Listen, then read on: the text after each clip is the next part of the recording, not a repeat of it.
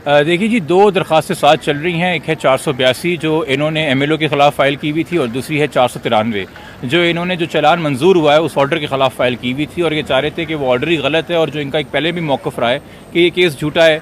आपके इल्म में होगा कि इन्होंने कुछ अर्सा पहले इस FIR को ख़त्म करने के लिए क्वाशमेंट ऑफ FIR की CP फ़ाइल की थी, जो कि नाकाबिल समात करार दी थी हाई कोर्ट ने, और हाई कोर्ट ने कहा था आप ट्रायल कोर्ट से जाकर रेमेडी लें।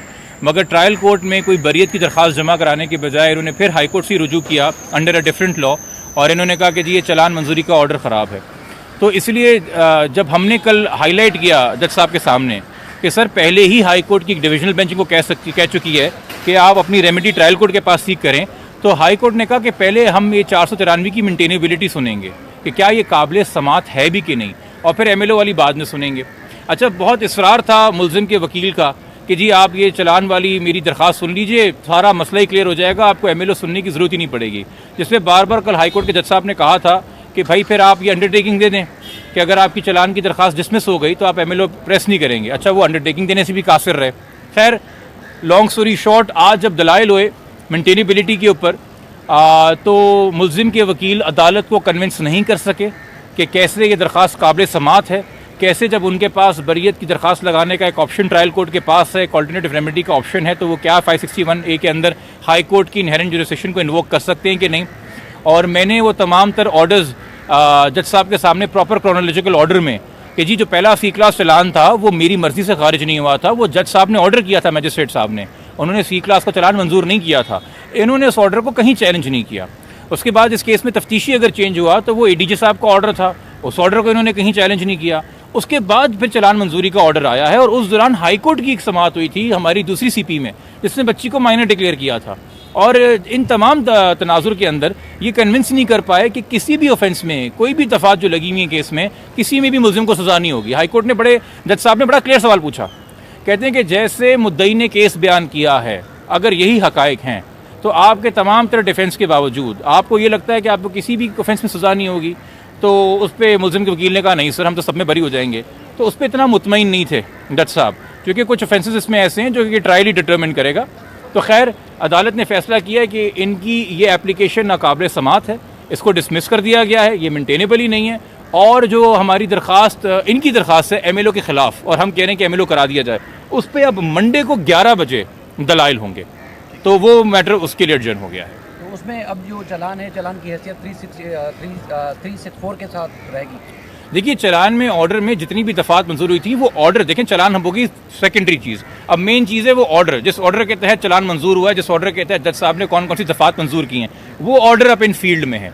ये चाह रहे थे कि वो ऑर्डर चैलेंज हो और वो पूरा प्रोसेस रिवर्स हो, मगर अब वो नहीं हुआ, अब वो ऑर्डर इन फील्ड है। जैसे ट्रायल कोर्ट की कार्रवाई चल रही है, 512 की कार्रवाई हो रही है, जो मफरूर लोग हैं उनके वारंट्स जारी हुए हुए उनको लेके आना है, और फिर चार्ज फ्रेमिंग होनी है, वो अब as per routine as per procedure चलेगी, बगैर किसी खलल के, बगैर किसी रोड ब्लॉक के। जो सेक्शन है जो चलान में मंजूर हुए थे, अदालत ने जो मंजूर किए, कौन कौन से सेक्शन है, किस किस जुर्म पे लागू होते हैं, उसकी सज़ा क्या हो सकती है। देखिए, 363 है जिसमें 7 साल सज़ा है, 364 है जिसमें 14 साल सज़ा है, 368 में वही सज़ा होती है जो कि प्राइमरी किडनैपर को मिलती है। तो अगर प्राइमरी किडनैपर को 7 साल 363 में होगी, तो जो उसके साथी हैं 368 में उनको भी 7 साल होगी, और अगर प्राइमरी किडनैपर को ज़हीर शबीर को 14 साल 364 में होती है, तो उसके बाकी सारे हवारियों को भी जो है 368 के अंदर 14 साल की सज़ा होगी। उसके बाद Sindh child marriage restraint act है जिसमें 3 साल सज़ा है। उसके साथ ट्रैफिकिंग के 2 सेक्शंस हैं, सेक्शन 3 में 10 साल की सज़ा है 3(2) में, और 4B में 14 साल की सज़ा है। तो ये सेक्शन मजीद इसके अंदर लगे हुए हैं। जब ये मुल्जमान की बेल हुई है उसको चैलेंज करने का प्लान है, क्योंकि आज तो ये जिस तरह दरख्वास्त उनकी मुस्तरद हुई है, तो अब मजीद इम्कान है कि उनकी बेल को चैलेंज किया जाए।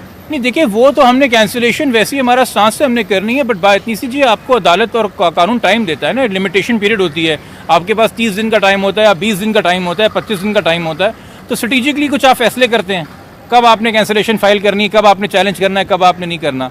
तो इंशाल्लाह उसमें भी आपको कम से कम ये खबर कि हम फाइल कर रहे हैं कंफर्मेशन मिल जाएगी जब होगी। अच्छा, बच्चे की हवालगी के हवाले से, माँ बाप के हवाले से कुछ ये लोग आवाम भी सवाल करती है वैसे, हाँ, कि कस्टडी क्यों नहीं ले रहे हैं। देखिए, मैंने अभी बार बार हर बात में इस पर जवाब देता हूँ कि वालिदैन से ज़्यादा बच्ची से मिलने से कोई बेचैन नहीं हो सकता। अगर वालिदैन किसी वजह से सब्र शुक्र किए हुए हैं तो उसकी कोई ना कोई वजह होगी। आप इस बात पर क्यों नहीं ध्यान देते।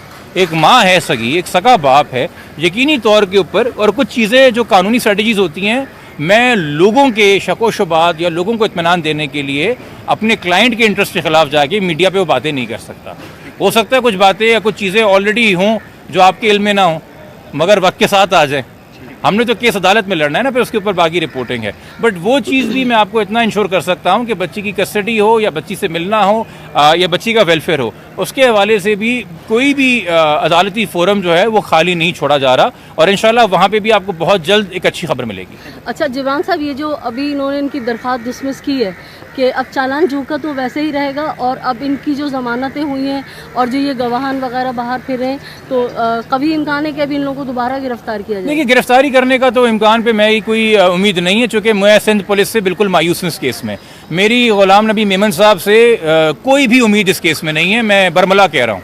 मेरी अदालतों से इस केस पे उम्मीद है, तो ये जाके 512 के अंदर उन मफरूर मुलजिमों को गिरफ्तार करेंगे, ये हमारे जो आईयू हैं रिंद साहब ये कार्रवाई करेंगे। मुझे ज़रा भी एतमाद इन पे नहीं है, ज़रा भी भरोसा इस हवाले से नहीं है। इन्होंने करना होता कि बहुत पहले कर चुके होते।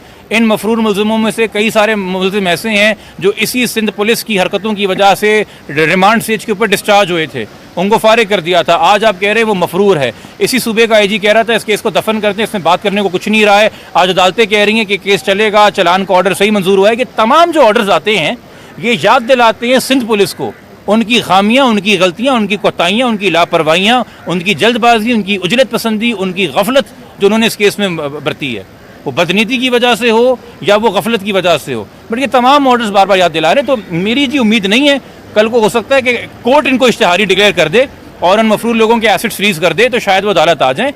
आपके ज़हीर और शबीर को भी तो देखिए ना, आप तो उसको हम तो देखते थे वो बारात में आता था, पुलिस प्रोटोकॉल में आता था। बिल्कुल, वो उसको प्रोटेक्ट करने के लिए थी, वो उसको वो करने के लिए थी। तो वो तो अपनी मर्जी से जो 2 बार बगैर बेल के आया है तो उसको छोड़ के भी आई है पुलिस। तो उस पुलिस से आप कह रहे हैं कि मैं उम्मीद रखूं कि बाकी मफरूरों को भी गिरफ्तार करेगी, तो बेवकूफ़ी की बात होगी। हाँ, मुझे झूठा साबित कर दे उन लोगों को गिरफ्तार करके पुलिस, तो मैं उनको सलाम पेश कर दूंगा।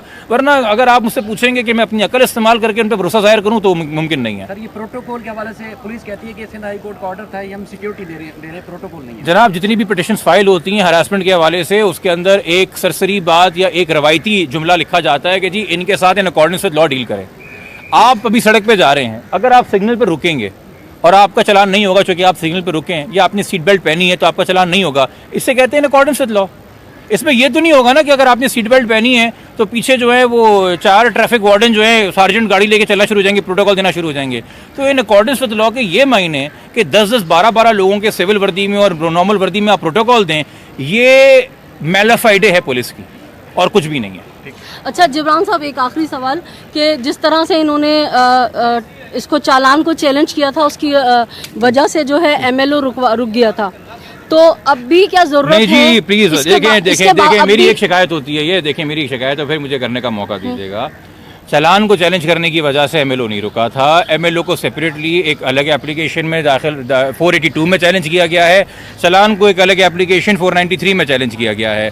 493 आज डिसमिस हो गई है, 482 के ऊपर मंडे को समाप्त होगी। ये 2 अलग अलग बातें हैं। एक है कि जी ये मखसूस एविडेंस ज़रूरी है कि नहीं है इन्वेस्टिगेशन के लिए, एक केस है कि क्या पूरा केस ही फ्लॉड है कि नहीं है। हो सकता है हाईकोर्ट के कि जी पूरा केस फ्लॉड है, मगर MLO के हवाले से कहते हैं कि एविडेंस ज़रूरी नहीं है। मैं तो नहीं होता ना 3 दिन पहले, मंडे से पहले हाईकोर्ट के फैसले आपको पढ़ के सुनाऊं, वो तो जज साहब सुनेंगे और फिर राय कायम करेंगे।